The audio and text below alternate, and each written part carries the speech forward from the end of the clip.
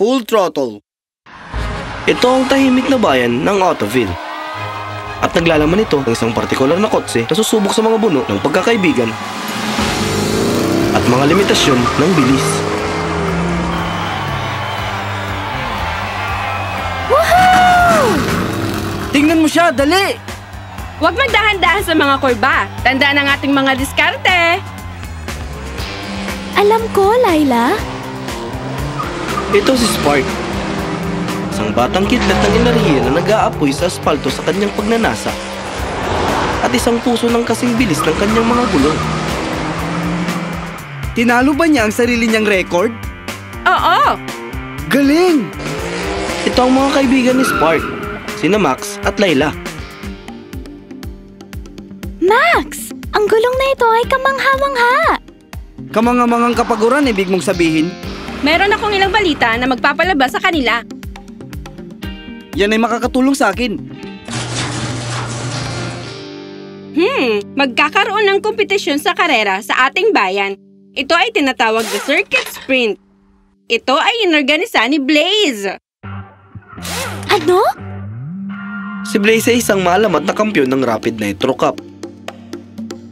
Ilang taon siyang iniidolo ni Spark.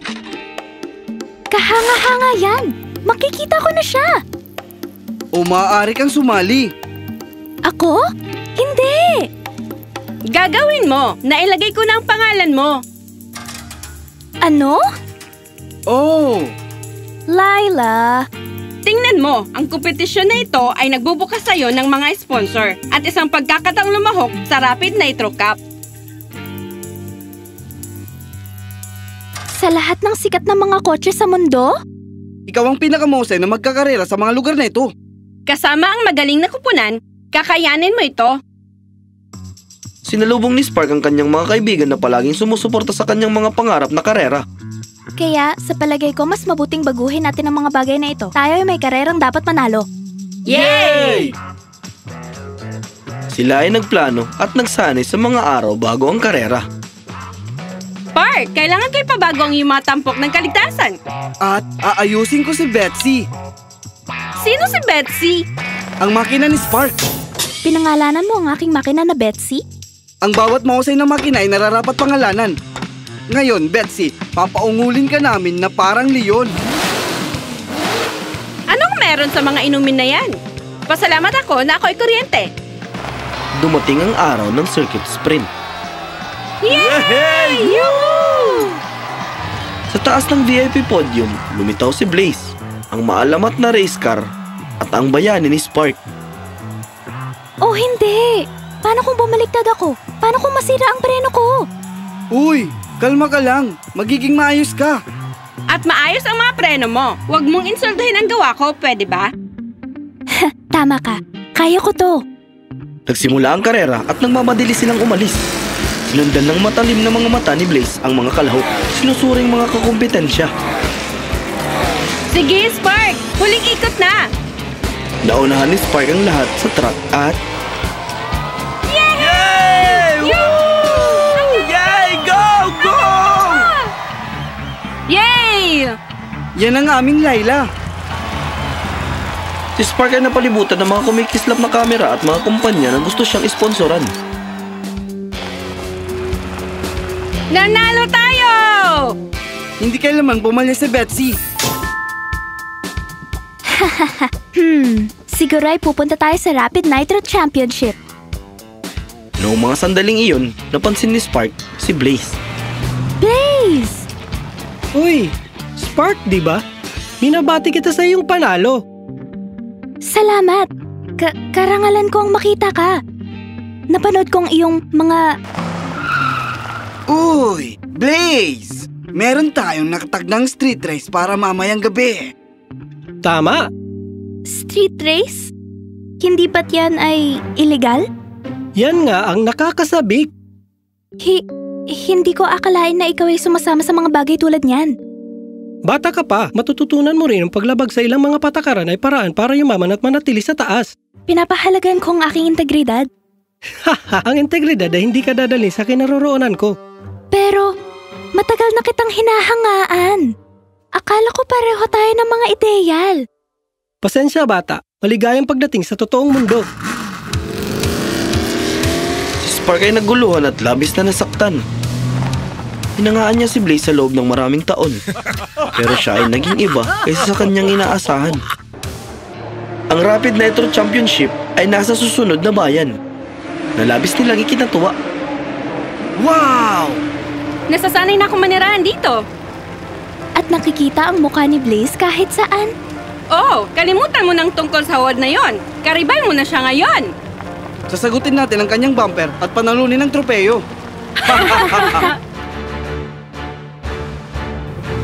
Narating nila ang mga truck at napahanga sila. Hindi ko akalain na balang araw nandito ako. Nandito na tayo, kaya simulan na natin ang pagsasanay. Si Max at Laylay nag-aral ng iba't ibang posibleng stratehiyang magwawagi habang sinisiguro na si Spark ay nasa tamang kalagayan. Alam mo, nakilala ko si Force kahapon. Malas lang, ang kuponan ni Blaze ay nagalit sa sistema ng kanyang preno at nagpalit ng kanyang langis. Muntik na siyang mabangga. Narinig kong binubuli at nanunuhol din sila sa mga kalahok. Tahimik na nakikinig si Spark. Umaasa si Spark na magaling pa rin si Blaze. Ngunit hindi nakatulong ang mga chismis. Ay, tapos na. Magandang tulog. Mauna na kayo. Mag-iensayo pa ako. Tumakbo siya palayo. Umaasang mapagaan ang gulo niyang isipan. Meron kang tunay na talento, Spark. Blaze! Gusto mo ng ilang mga payo? Nakinuha mo sa mga ibang karera mo? Naiinis ka pa rin ba sa street race? Posibleng makapinsala ng malubha ang mga iyon. Tinitiyak ko sa iyo ang aking kuponan ay siguradong walang aksidente mangyayari. Natutuwa ba ang iyong kupunan sa pananakot ng mga kotse habang nasa karera? At pakialaman ang kanilang mga parte? Pumaling sa kanya nang may pag-aakusa. Alam kong ayaw mo sa akin, ngunit maniwala ka, ang sadyang sakta ng iba ay hindi isang bagay na gagawin ko. Pero ang kupunan mo, Wala ring nasaktan na iba. Si Spark ay nagulat kaya hindi alam ni Blaze ang totoong ugali ng kanyang mga kasamaan sa koponan. wala pa rin akong tiwala sa'yo. Magandang gabi.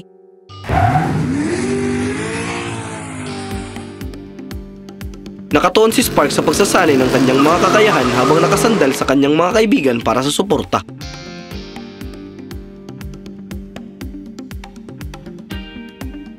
Tingnan mo si Miss Integrity. Hindi siya aabot. Pero sa kanyang gulat ay nagawa niya. Yay! Natagpuan ni Blaze ang kanyang sarili na hinahangaan ng kanyang tapang. Uy, karera tayo. Ayoko? Bakit hindi? Hindi ako nakikipag-ugnayan sa mga kriminal. Wow, sa tingin ko, takot ka? Ano? Oo, ikaw ay natatakot na matalo. Na ako, ang dakilang Blaze, ay iiwan ka sa alikabok. Oh, tara na. At sa gulat ng lahat, nakita sina Blaze at Spark na magkarera. Halos magkatugma sila ng bilis at husay. Yan! Ipakita mo sa magarbong haltak na yan kung sino ang boss. Ginawa ni Spark ang kanyang makakaya ngunit si Blaze ang nanalo. Parehong gayunpaman ay ganap na hinihingal. Wow, nakalimutan ko kung gaano kasaya ang magkarera. Pero palagi kang nakikipagkarera. Oo, ngunit sa lahat ng katanyagan at mga press conference, ang karera ay naging isa pang gawain. Mahilig ako sa karera. Gustong-gusto ko ang paraan ng pagkahamon nito sa akin at mga kaibigan na nakilala ko sa aking paglalakbay. Iyan ang dahilan ko. Anong sayo? Malalim na umalingaw-ngaw kay Blaze ang sinabi ni Spark. Ipinaalala nila sa kanya ang mga mithiin at pag-asa na mayroon siya noong una pa lang siyang sumali sa mundo ng karera. Ha? Ano ito? Uy, Blaze! Ito ay mga...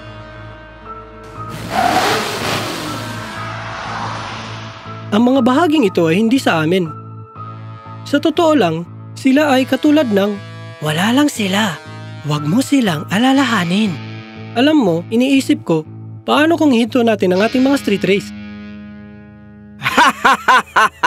Nakakatuwa yan. Ako ay muling napaisip sa ating prioridad, karera na may integridad. Sa palagay mo ay naglalayag ka sa marangyang pamumuhay na ito dahil sa integridad? Lumalambot ka dahil sa Little Miss Integrity, Blaze. Focus ka lang sa karera, okay? Huwag mong kalimutan kung sino ka. Siguro ay naalala ko lang kung sino ako dati. Nang gabing iyon, nagsasana ang mga sasakyan sa truck. Nagmamasid si Blaze ng walang gana at wala sa isip.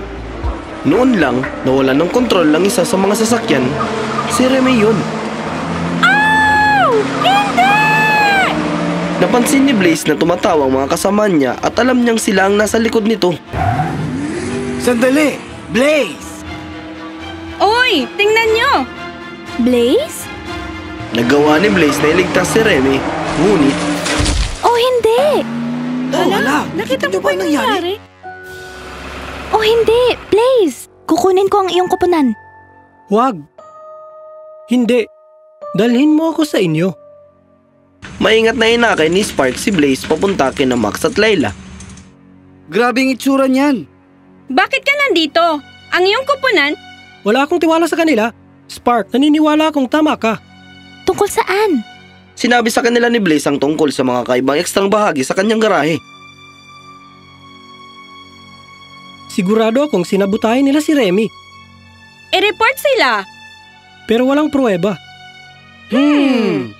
Kailangan ko maghanap ng ibang kupunan para kumarera. Ngunit sino ang kukuha sa akin pagkatapos malaman kung bakit ako umalis? Kukunin ka namin. Kukunin natin? Palagi ako naniniwala sa'yo at alam kong mayroon kang mabuting puso. Ibig sabihin magandang baterya. At makina. Ngunit, sa ilang kondisyon, walang karera sa kalye. Bawal gumawa ng anumang pandaraya. Isang tapat na karera lang.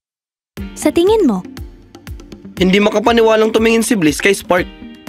Siyempre, salamat! Yes! Pagkatapos ay magtrabaho na tayo. Oo, papangalanan ko ang makina mo na si Ralph. Ano? ito ay isang bagay na ginagawa niya. Huwag pansinin.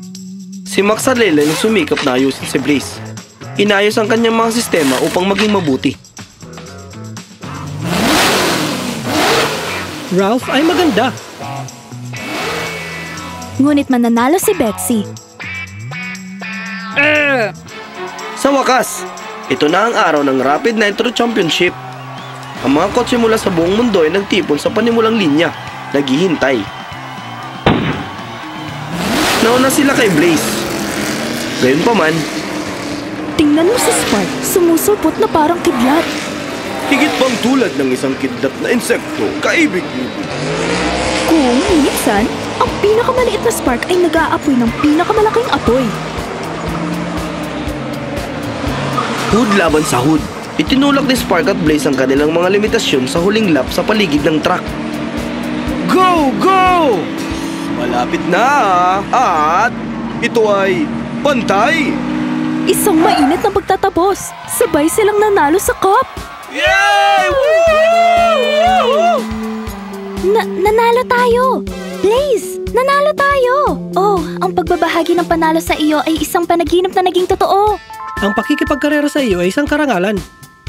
Uy, Blaze! Alam mong mananalo ka. Tara, magdiwang tayo. Umalis na kayo, mga bastos! Haha! Wag naman ganon, buddy. Hindi siya pupunta kahit saan nakasama ka. Lalo na't bagay ka sa kulungan. Anong pinagsasabi mo? Kaninong bumper guard ito? Akin yan. Nawala ko ito noong nakaraang linggo. Saan mo ito nakita? Natagpuan ito ng kupunan ni Remy sa kanilang garahe. Nang araw din ngayon ay nawala ang ilan sa kanyang mga parte at natagpuan ito ni Blaze sa kanyang bahagi. Tahimik! Ninakaw mo ang ilang bahagi ni Remy at pagkatapos ay sinabotahe mo ang kanyang pagsasanay. Hindi namin. Maaari mong patunayan na inosente ka sa kanila. Lumingon ang dalawa para lamang humarap sa mga otoridad mula sa Racing Federation. Inalis nila ang mga nanggugulo at lahat ay naghiyawan. Kailan mong... Kami ang iyong kupunan. Palagi kaming nasa likod mo. Sa wakas, ay muling natuklasan ni Blaze ang kanyang pagmamahal sa karera, ang uri ng etikal. Kasama si Spark at ang kanyang mga kaibigan, bumuo sila ng bagong pangkat ng karera na binubuo sa tiwala at pagkakaibigan. Ang mga tunay na kampiyon ay hindi lamang pinakamabilis sa track, kundi ang mga nakikipagkarera ng may integridad at sumusuporta sa kanilang mga kaibigan. Ang tunay na tagumpay na nakasalalay kung paano natin nilalaro ang laro at ang mga pamana na iniwan natin sa daan ng buhay.